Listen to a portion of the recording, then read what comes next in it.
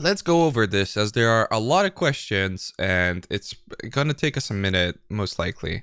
Chris did say that they're gonna be answering all the pressing questions. So if you have a pressing question, then it will be answered.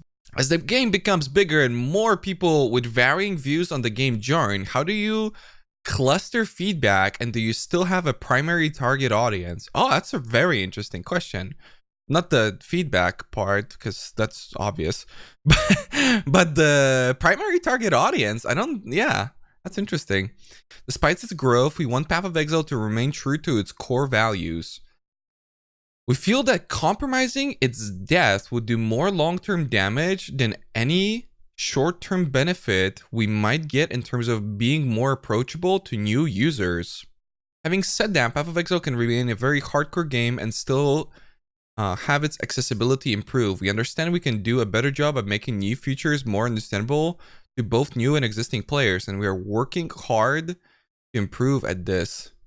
Oh no, they didn't answer the target audience question at all. Or did they misunderstand that this is... I understood it as like the actual... Who are you actually targeting this at? Like 12-year-olds, 16-year-olds, you know, edgy 40-year-olds. That's how I understood it, but I think they understood it more of a... Are you creating more content for the people already in the game or the people outside of the game? That's very unfortunate. Well, despite its growth, we want Path of Exile to remain true to its core values. That's bullshit, first of all. But what I thought was very smart in this was make sure to take into account the experience of the user and the nature of their core problem rather than just the proposed solution. I think proposed solutions should never be taken into account, like almost ever, because they have such a better grip on everything than we do. Even people who have pretty much devoted their entire life to this game, like me, over the course of the last like 6 years. Yeah, they just have such a good grip that it always feels bad whenever you're giving feedback without a solution. But honestly, when it comes to Path of Exile, it works because, again, they focus on the core problem and they try to look at that and kind of target a lot of different problems with the same solution. So yeah. Why didn't you delay the release of Synthesis? We actually did delay it a week internally before we announced the date. Oh. When we announced the date, we were pretty sure we'd be able to finish the league in time. Why didn't we delay it further? Once we put a countdown timer up and announce a release date, we really want to hit that date. People take time off work and plan around these releases. Delaying a release not only upsets a few million people, but throws our entire schedule out for the year. Oh yeah. We did release a playable league, it just wasn't good enough. Ooh. I don't think this sentence is gonna sit well with a whole lot of people, right? We released a playable league. Oof, I don't know if that's what people want to hear right now. I agree with it, honestly. I do. It's just, yeah. It's the upside and the downside of Path of Exile, right? The downside obviously being that we run into situations like this one, but the upside being that, you know, 90% of the time they actually release fucking perfect content and the game's incredibly fun, incredibly playable, and really never gets boring, right? So, will you ever return to making more simple leagues like Breach, Abyss, Domination, Bloodlines, and Rampage? If not, why? That's really interesting. I like the idea of easy to understand, mechanically clean leagues with a lot of meta depth. We have been experimenting with various prototypes and are quite excited about the one we picked for 3.7. While our current production infrastructure lets us put a lot of content in it, it'll probably be reminiscent of the era of Breach, Essence, Abyss. Ooh. I mean, we tried to treat GGG very buddy-buddy, right? But realistically, from a business point of view, it is far better to simply keep telling your community that everything's fine. Even if it's not, and even if you agree with it. As a business move, simply. I think this is bullshit too. But it's bullshit for the right reason. Like, the more simple leagues like Breach, Abyss, Domination, Bloodlines, and Rampage. It's interesting that they pointed out this specifically. Because in just about everything that Chris has talked in recent times, they never really want to do something like that. They want to implement more and more of like core Path of Exile aspects into a league to build on what they've already have, right? So they want a league to have trading. They want a league to have crafting. They want a league to have combat. They want it to have bosses. They want it to have endgame bosses. They want XP. They want other things in the game to be dependent on the league and for the game to grow in that way that people can split up their attention and do all sorts of different content, right? And I mean, overall, I think maybe based off of synthesis, it's made them aware that a schedule like that is difficult to keep up, right? And so they kind of have to chill out a little bit. But I don't think they will. I think I don't think the next league is gonna be simple, but again, I don't think they're gonna stop developing as complex leagues. I just think they're just gonna have a little bit of a different thought process behind maybe when they're going to be, whether or not they're gonna be keeping these leagues. Because overall, I would say, other than like the final state of betrayal, they've been very successful with implementing everything leading up to it, and all of it being implemented was meant to stay in the game for the entire system to work. And all the individual parts about betrayal worked, and the final system worked for the most part, I would say, at least what they built up to, which was like the crafting benches and all this sort of stuff and unveiling. And then they took all of that build up and did a Game of Thrones on it, you know? Where they didn't think over the final step. Do you think the current big complex leagues are sustainable? Yes. Oh, well, fuck. I should have read the next question. If we don't have other priorities consuming our time, see this post. So we'll try to scope our leagues carefully to not run into problems with this. Man, I wonder if they're really, like, if they're trying to go for more, bigger, and doing it just more frequently. I really wonder if this is already kind of the cap that we've hit, where we can't make things bigger than this because it's just too much, and you know, we get another synthesis. Does this team feel required to one up in both scope and scale the league before? Ooh, that's another interesting question. How would I answer this before I read it? I feel like Chris really feels like it, but I don't think the community agrees at this point. Even if we specifically decide not to do this, it often happens organically as the team thinks of more and cooler things to add to the league, for sure. This can create a cycle that is difficult to maintain, both in terms of our own development expectations and expectations of the players. For 3.7, we are trying to downscope some aspects. It has turned out quite well. We're excited to see what you think. Cool. Yeah, it's weird, right? Because they talked, for instance, about all this sort of stuff that they have artists that specifically create art that they just can store, right? And they have thousands of ideas for leagues and whatnot that has just been put on the back burner, and it's just waiting there to be used at some point. I'm surprised that whenever they come up with these new and cool things, they don't just kind of do the same thing with it. But the reality is that they're the ones really setting the standard and almost not allowing other companies to keep up with them. But most people, when it comes to ARPGs, are used to exactly that, simple and boring.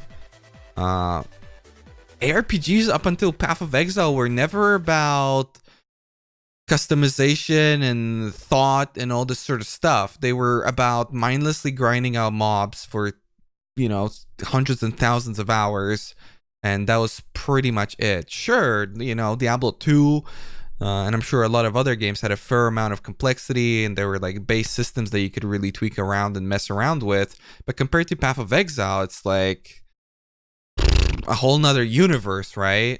What are your thoughts about the current state of dropped rare items, particularly normal ones, not shaped, elder, fractured, etc.? Ooh. So many rare items drop. There are so many different item classes. Each item class has so many different base types available, only a few of which are useful for your character. This results in a situation where many rare items are just left on the ground because it's very unlikely that'll be an upgrade for an item you currently have equipped. In addition, the presence of Shaper, Elder / Fractured item rares, means that regular rares are even less likely to be game breaking. New crafting systems such as fossils also reduce the chance that a given rare drop will be an upgrade. Yes, this is exactly the problem. Yes, the above situation isn't good. Oh, okay, and we want to fix it. Wow, that's even better. What? I thought you're gonna say that it's ideal and we're gonna leave it in. It's going to be a very slow process across many expansions, probably with 4.0 doing some of the heavy lifting, but we'll get there. I don't think so. I don't believe in this either, man. Because they got what they wanted with rare items. I think the community really did get what they wanted. Like, I understand that things are annoying at times, but we wanted rare items to feel powerful, and people wanted rare items to feel impactful.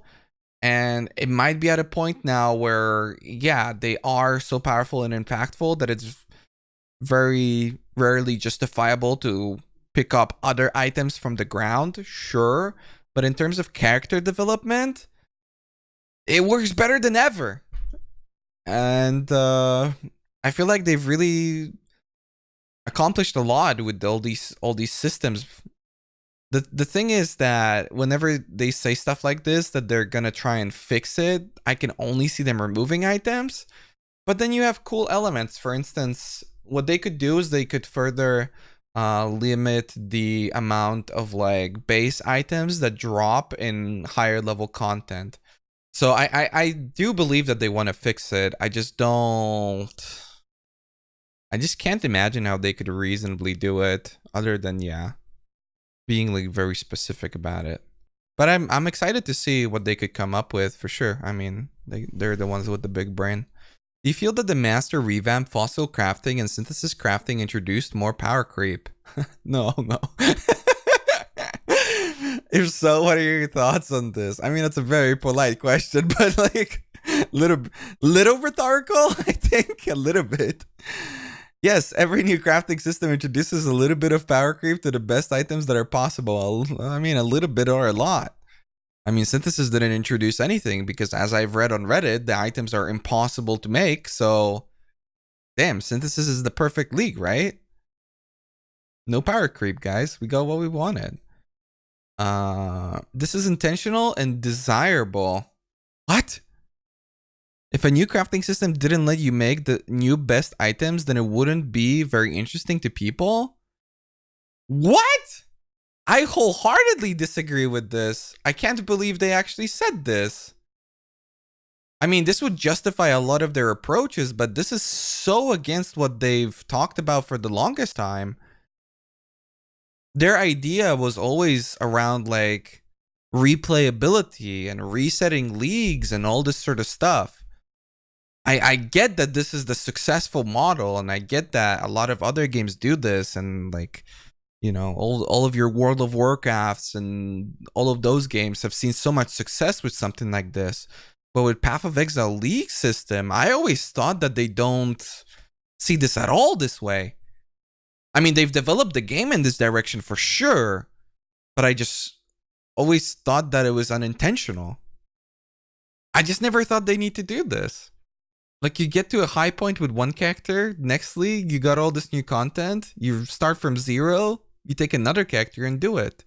But like, the thing is, there's people in PoE, actually, I think the majority of the players in PoE is like that, that if they are going to play a single character, every league they're going to play the same character, right? Every time. And that's why people got so upset about nerfs, because they would literally play the same character. Yeah, I'm surprised. I mean, I'm not surprised, but I'm kind of hurt. Like, I see Path of Exile like I see fucking Diablo 2, okay? Like, dude, this game can reset every 6 months and people are still gonna fucking play it because it's just that good. And PoE stacks content on top of that, and it's not the same exact game every time. It's not fucking Diablo 3, okay, where it's the same exact shit every time. There's no reason to reset other than the pursuit of the ladder with the 4 fucking people left playing that game. But PoE doesn't need to be developed with this in mind, like, because they have content. They release content. Control the level of power creep over time so that people's previous best items are not made irrelevant. It's quite difficult and expensive to use these crafting systems to make something incredibly good. The relative power level of previous mirror-worthy items, the standard is quite high. Standard. I hate that word. Why are things still developed around standard? I don't get it. Why do we fucking not do more void leaks and all this sort of stuff, bitch? Like, just fuck him, dude. I'm sorry. I don't have anything against standard players, but like, I'm a hardcore SSF newbie, okay? If I can accept that the fucking game doesn't revolve around me, so can these frogs. Like, just accept it. Like, I get it. It sucks. I know it sucks for me. I wish everything was built around SSF8C and everything was developed with that specific shit in mind, but it's just not how the fucking world works, alright? Clear speed seems to becoming more and more of a necessity with each league mechanic you add. Are you happy with this trend, and do you feel like this is affecting build diversity? People certainly aren't playing Path of Exile at the speed that I initially imagined when we started development back in 2006.